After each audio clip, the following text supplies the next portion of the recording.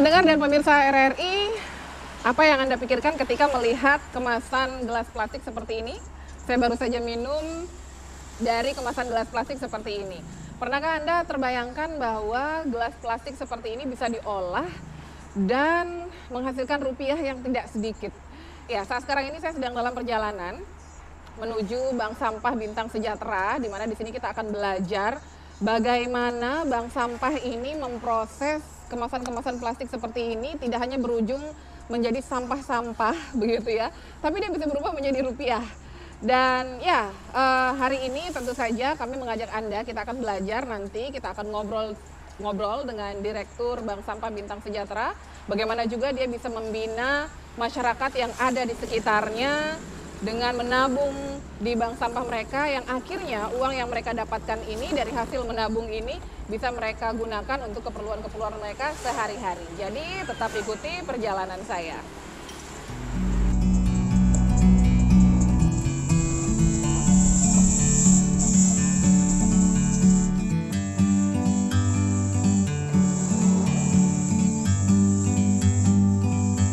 Like a bird on a tree. Pendengar dan pemirsa RRI, saya sekarang sudah bersama dengan Bapak Syawaludin. Beliau adalah Direktur dari Bank Sampah Bintang Sejahtera. Ya, jadi tadi di jalan saya sudah membuka dengan pertanyaan. Pernahkah kita terpikir akan kemana kemasan-kemasan plastik yang kita beli, entah itu isinya air minum atau snack, cemilan yang kita nikmati, kemana dia kemasan-kemasan plastik ini ya? Baik, Assalamualaikum Pak Syawal. Waalaikumsalam warahmatullahi wabarakatuh. Ini akhirnya kita ketemu. Ini sebenarnya kita sering banget kerjasama dengan beliau ini, cuman baru kali ini saya datang langsung ke kantornya ya.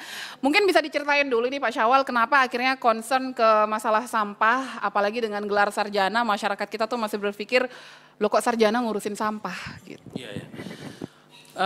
Yang pertama dulu kita bicara tentang, jujur ya, ketika saya keluar dari Fakultas Ekonomi Unram itu, saya kepengen sekali menjadi seorang karyawan di sebuah bank, lalu kemudian punya penampilan yang bagus, jabatan yang bagus, gaji yang bagus. Tapi kemudian saya ditolak di perbankan. Saya berpikir ilmu ekonomi yang saya pelajari itu sesungguhnya untuk menciptakan sebuah peluang. Ketika saya tidak mendapatkan peluang untuk dapat pekerjaan, maka saya harus menciptakan lapangan pekerjaan, peluang pekerjaan. Nah, di saat-saat seperti itu saya mencoba membaca kondisi yang ada di tengah masyarakat, ya, lalu kemudian salah satu isu krusial yang saya temukan dalam bacaan saya itu adalah masalah sampah lingkungan. Ya, tapi saya yakin bahwa sampah itu bukan saja bisa jadi masalah, tapi kalau kita kelola bisa menjadi sebuah peluang yang menguntungkan. Nah, saya mencoba untuk melihat sampah itu sebagai sebuah peluang. Akhirnya saya mencoba mencari jalan, mencari ide, ketemu ide bank sampah, lalu kemudian saya melihat peluang yang besar di urusan sampah ini, terutama sampah plastik. Jadi begini, saya berangkat dari prinsip sebuah usaha yang saya dapatkan di kampus juga, bahwa ketika melakukan sebuah usaha itu minimal kita perhatikan ada 3 hal. Yang pertama kita harus lakukan, perhatikan ketika ingin melakukan sebuah usaha adalah marketnya. Ada pasar nggak untuk bisa lakukan itu? Yang kedua, sumber dayanya, sumber bahan bakunya. Kalau pasarnya ada tapi bahan bakunya nggak ada juga nggak mungkin bisa kita lakukan. Nah, ketika saya melihat sampah ini, pasar untuk olahan sampah itu masih sangat besar. Di satu sisi ketika kita pulang ke daerah ini, sampah itu sudah menjadi masalah. Bukan hanya tidak ada, bukan hanya banyak, tetapi dia sudah saking banyaknya menimbulkan masalah. Yang ketiga baru kita bicara tentang teknologi. Teknologi terkait dengan kemampuan kita, di state mana, di posisi mana kita bisa melakukan kita bisa melakukan pengolahan untuk merubah sampah menjadi sebuah berkah yang bisa mendatangkan rupiah. Nah, waktu itu saya melihat prinsip saya adalah melakukan sesuatu sesuai dengan marketnya. Bank sampah yang saya lakukan ini adalah mencoba membuat produk dari sampah itu yang punya pasar, yang marketable. Kita melihat bahwa Indonesia sekarang ini selain sebagai negara terkotor, negara dengan sungai terkotor, negara terbesar kedua di dunia membuang sampah ke lautan, di satu sisi kita juga masih mengimpor sampah dari luar. Konon kabarnya Indonesia itu masih mengimpor sampah dari 43 negara. Ya, setiap tahunnya sampah kertas, logam, sama plastik itu masuk diimpor ke dalam negeri itu bisa sampai 14 juta ton, bayangkan. Oke. Tapi bukannya katanya kita juga adalah penghasil sampah terbesar juga, kok bisa impor sampah? Itu masalahnya. Kenapa? Ketika kita nanya kepada dulu saya kebetulan ada di salah satu asosiasi industri daur ulang plastik itu ya. Begini, di dalam negeri itu masih sangat membutuhkan bahan baku, ya bahan baku sehingga mereka di dalam negeri mereka tidak bisa dapatkan. Karena apa? Tata kelola sampah kita di Indonesia itu belum proper, belum bisa menyiapkan bagi mereka bahan baku untuk industri mereka. Nah, di luar negeri yang kita tahu bahwa mereka sudah melakukan manajemen pengolahan sampahnya, mereka sudah sangat proper dari rumah tangga sampai kemudian ke tempat pengolahan itu bukan ke TPA tapi tempat pengemasan sampah sudah dipilih dari awalnya. Ya, itu satu.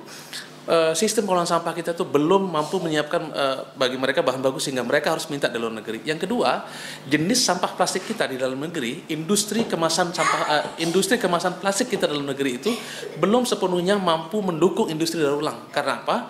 Kita masih memiliki kemasan multi layer yang tidak bisa didaur ulang. Makanya dalam industri daur ulang itu ada dua jenis plastik yang bisa kita kenal. Ada jenis sampah kemasan plastik yang layak daur ulang dan bisa daur ulang. Semua sampah plastik itu bisa daur ulang, tapi belum tentu dia ekonomis, belum tentu menjanjikan lapangan pekerjaan dan keuntungan. Tetapi ada jenis sampah kemasan plastik yang masih layak daur ulang.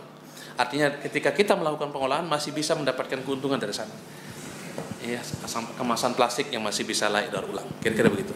Oke, jadi Pak Syawal sendiri maunya apa? Tadi kan sesungguhnya kalau misalnya tadi dikatakan kita adalah penghasil sampah terbesar, tapi ternyata juga hasil-hasil atau mungkin sampah-sampah yang ada ini masih belum bisa memenuhi kebutuhan industri pengolahan sampah plastik itu sendiri.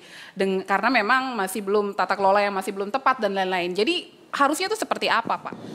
Di situ saya melihat peluangnya. Satu sisi bagaimana kita bisa membangun ekosistem ya pengolahan sampah ini yang mendukung industri daur ulang dalam negeri sehingga bisa menutupi gap kekurangan bahan baku yang selama ini dilakukan. Itu peluang satu. Yang kedua, itu artinya di dalam negeri sampah kita itu belum terkelola, belum mampu dikumpulkan. Banyak orang yang mau membelinya tapi belum bisa kita kumpulkan. Masih susah dikumpulkan di Indonesia. Kalaupun dikumpulkan masih dalam keadaan mix. Ini di antara peluang yang saya lihat untuk masih bisa kita lakukan. Di dalam negeri sendiri konon katanya untuk industri plastik saja, yang konon sampah plastiknya sangat mengganggu saat ini, setiap tahun yang diimpor itu 8 juta ton, baik itu yang ori maupun yang yang daur ulang. Nah, yang kita inginkan sekarang ini adalah bagaimana kemudian komunitas yang ada, baik itu bank sampah, komunitas mandiri, ya, baik itu dari masyarakat maupun dari inisiatif pemerintah, bisa mengerucut membangun sebuah ekosistem yang yang mendukung ya sirkular ekonomi, konsep sirkular ekonomi. Jadi bagaimana kemudian sekarang itu kita tidak lagi menganut konsep linear ekonomi. Produksi, konsumsi, buang. Tapi sekarang bagaimana kemudian semua gerakan ini bisa membangun ekosistem sirkular ekonomi di masyarakat Indonesia sehingga sampah kita selesai, industri kita jalan, lapangan kerja bisa tetap terjamin. Kira-kira gitu. Oke, baik. Pendengar dan juga pemirsa, kita tadi udah ngobrol-ngobrol singkat. Ini mungkin bisa kita diajak ke gudangnya ya. Ini residu yang kita dapatkan dari rumah tangga. Saya kasih contoh. Ini baru datang sampah dari warga, ya. Bank sampah yang kita lakukan ini adalah mengajak masyarakat rumah tangga ikut terlibat dalam proses sirkular ekonomi atau daur ulang itu. Bagaimana kita mengajak mereka memilah sampah di rumah tangga. Konsep kami berikan 3 karung kepada warga. Ada karung untuk sampah plastik, ada karung untuk sampah kertas, ada karung untuk sampah logam, dan ada karung untuk sampah residu. Yang kami angkat tadi adalah sampah residu. Ini baru dari 20 warga. Hari ini kami mendapatkan sekitar 2 kuintal sampah jenis kemasan saset yang tadi dikatakan itu. Oke. Ini kami kumpulkan dan untuk sementara kami sedang memproses ini untuk menjadi bahan baku batako. Bahan baku batako. Iya. Jadi plastik bisa diolah menjadi bahan baku batako. Ya, Ini kalau saya boleh tahu berbicara mengenai ekonomi ya, kalau dari segi pendapatan ini sebenarnya sebesar apa sih yang bisa didapatkan, berapa banyak rupiah yang bisa digerus lah dari sumber daya yang berserakan yang akhirnya kemudian dikumpulkan, diolah dan akhirnya bisa menghasilkan rupiah. Ini bocoran aja supaya mungkin orang lebih, oh ternyata bisnis sampah boleh juga gitu ya. Sambil kita jalan ya, sambil kita jalan. Ya, jadi di kami itu ada berbagai macam jenis sampah yang kita kategorikan ke mereka. Ada sampah plastik campur, ada sampah plastik yang sudah terpilah, dan ada sampah plastik yang sudah siap diproses atau digiling. Itu beda-beda harganya. Kalau untuk jenis sampah plastik yang seperti ini kami sebut campur. Ini harganya sampai di sini itu Rp3.000 per kilo. Rp3.000 per kilo. Kalau seandainya ya dalam satu dusun atau desa, satu dusun saja atau satu desa saja, kita memiliki rumah tangga sekitar 2.000 kakak. Kami punya pengalaman dalam satu minggu satu kakak bisa mengumpulkan 5 minimal rata-rata itu minimal 5 kilo. 5 kilo kali 5 kilogram dikalikan 2.000 itu bisa menjadi berapa? 5 kali 2 ya sekitar 10.000 kilogram dalam waktu seminggu. Waktu seminggu, kalau kondisi campur seperti ini 3.000 kali 20, 3.000 kali 1.000, 10.000 itu berarti berapa? Banyak itu, banyak banget. Itu satu desa, belum lagi kita bicara yang lain. Tentu sekali kalau disampaikan ke rumah tangga, tidak akan banyak. Ada yang dapat 10.000, ada yang dapat 50.000. Makanya kami di bank sampah itu ada konsep tabungan. Jadi kalau Anda sekarang satu minggu ngirimkan serahkan 5 kilo, paling cuma dapatnya 15.000. Tapi kalau Anda tabung, kita ajak tabung dalam 1 bulan bisa mendapatkan sampai 100.000. Itu sampah. Nah, kalau kami ibaratkan sesuai dengan fatwa MUI nomor 47 2014 itu, membuang sampah Anda ke lingkungan itu adalah dosa, haram hukumnya. Jadi sampah Anda ini adalah perwujudan dari dosa Anda kalau Anda buang. Tapi sekarang dengan bank sampah, ayo Bapak Ibu kumpulkan dan pilah dosa Anda, kami bank sampah mau beli. Jadi kalau seandainya ada berpikir, oh kok murah sekali dapatnya? Iya, itu kan dosa Anda kami beli. Dosa bukan kami minta, tapi kami beli. Iya, kami dapat respon dari masyarakat, untung ada yang mau lakukan ini, kami sangat senang katanya. Nah ini kita ada di spot lain untuk tempat pengumpulan sampahnya. Nah ini gimana nih? Iya, ini sampah yang baru datang dari warga kemarin sore ini. Ini dari Pantai Kute kebetulan. Di Pantai Kute kemarin dapat sekitar 20 karung. Ada ibu-ibu yang mengumpulkan lalu kemudian dibawa ke sini. Ya, ini yang mereka dapatkan. Satu ibu di sana bisa mendapatkan seminggu bisa dapatkan 600.000. Luar biasa, satu minggu bisa dapat 600.000 cuman dari sampah. Sampah. Ini semua tumpukan sampah yang sudah dipilah lalu kemudian siap diproses. Oke, mungkin kurang tepat juga kalau misalnya kita tahu tadi nilainya sampai 600.000 bisa seminggu. Jadi saya agak-agak kurang setuju kalau misalnya dibilang ini adalah tumpukan sampah ya, tapi ini adalah tumpukan rupiah yang masih belum terwujud gitu kan ya. Iya, sampah itulah sumber daya. Wallahi saya selalu katakan pada masyarakat, tidak ada sampah, yang ada adalah budaya dan pikiran sampah. Tuhan menciptakan ini semua tentu ada manfaatnya. Kenapa dia jadi masalah? Karena mungkin kita tidak mau tahu, mungkin kita tidak peduli, atau mungkin karena kita tidak tahu. Nah sekarang kita mencoba untuk memberitahukan pada masyarakat bahwa ini adalah sumber daya, sampah ini sumber daya. Bukan masalah. Di mana sampah itu ada di pikiran orang, ada perilaku orang. Ya jangankan sampah plastik. Mohon maaf, kencing manusia kalau dikumpulkan saja itu bisa jadi sumber daya. Wallahi Allah menciptakan segala sesuatunya itu tidak pernah sia-sia, pasti ada manfaatnya. Baik, luar biasa. Saya jadi langsung tercengang nih sama kata-katanya, apalagi terutama tadi pilah dan pilih dosa Anda, kita yang bayar gitu ya. Saya mau tunjukkan ke Anda, tadi ada beberapa paving block yang kami buat dari sampah plastik. Oke, baik, boleh. Ini batako kan? Ya, batako yang dari semen? Bukan, ini batako dari sampah plastik yang tadi saya tunjukkan ke Sari. Oke, jadi ini dia. Jadi sampah plastik bisa jadi batako. Tadi saya pikir ini semen. Ini dari plastik semua. Sampah kemasan plastik yang saya tunjukkan tadi. Jadi daripada kita membuangnya dan kemudian menjadi masalah di lingkungan, kenapa tidak kita kumpulkan? Kami berinisiatif mengumpulkan dan coba untuk memprosesnya menjadi sesuatu yang manfaat.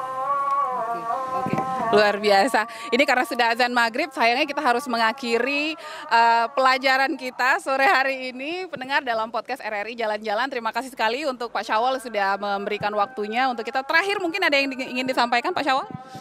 Ya, jadi begini, di Indonesia ini kita berharap bahwa tidak lagi ada sampah yang diimpor dari luar Indonesia. Karena sampah kita sangat banyak. Salah satu caranya adalah bagaimana kemudian mengajak seluruh masyarakat Indonesia, seluruh rumah tangga untuk mulai secara tertib untuk memilah sampahnya, ya, memilah sampahnya daripada kita buang mengotori lingkungan, kita bisa kembalikan dia menjadi barang yang bermanfaat. Jadi saya katakan kepada seluruh warga Indonesia, terutama di NTB, bahwa yakinlah bahwa tidak ada sampah tadi. Tidak ada sampah, yang ada adalah berkah sebenarnya, sumber daya yang dengan sedikit saja usaha kita bisa merubah potensi masalah menjadi berkah yang bisa mendatangkan rupiah. Kira-kira begitu. Oke. Baik, pendengar dan juga pemirsa, mudah-mudahan kita dapat banyak pelajaran dari podcast kita untuk hari ini. Sekali lagi, tetap saksikan podcast RRI Jalan-Jalan selanjutnya bersama saya Sari Wisdawati langsung dari lokasi Bank Sampah Bintang Sejahtera. Sampai jumpa lagi.